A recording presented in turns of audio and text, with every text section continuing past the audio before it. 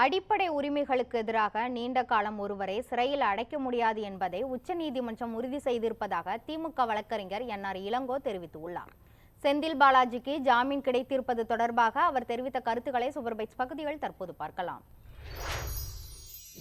உச்சநீதிமன்றம் மீண்டும் ஒருமுறை அழுத்தமாக அடிப்படை உரிமைகளுக்கு எதிராக எந்த சட்டமோ அல்லது யாரையுமோ நீண்ட நாட்களாக சிறையில் வைத்திருக்க முடியாது என்பதை அழுத்தம் திருத்தமாக இன்றைக்கு சொல்லியிருக்கிறது.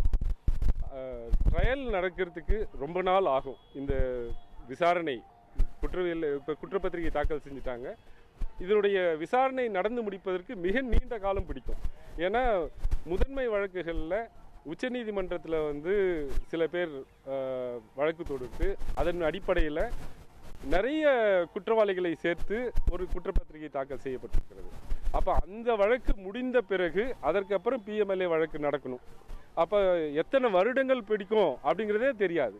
அது வரைக்கும் ஒருத்தரை சிறையில் வைக்கக்கூடாது, அது அடிப்படை உரிமைகளுக்கு எதிரானது என்பதை உச்சநீதிமன்றம் இன்று மீண்டும் அழுத்தமாக சொல்லியிருக்கிறது. ஜாமீனில் கொடுக்கப்பட்ட நிபந்தனைகள் அவர் 25 லட்சம் ரூபாய்க்கு 2 ஜாமீன் கொடுக்க வேண்டும், 2 நபர்கள் ஜாமீன் கொடுக்க வேண்டும். ஒவ்வொரு திங்கட்கிழமையும் வெள்ளிக்கிழமையும் இடி ஆஃபீஸில் ஆஜராகி கையெழுத்து போட வேண்டும். இந்த எல்லா குற்றவியல் நடைமுறை அந்த ட்ரையலுக்கும் அவர் ஒத்துழைப்பு தர வேண்டும். தேவையில்லாமல் வாய்தாக்கள் வாங்கக்கூடாது. அப்புறம் சாட்சிகளை கலைக்கக்கூடாது.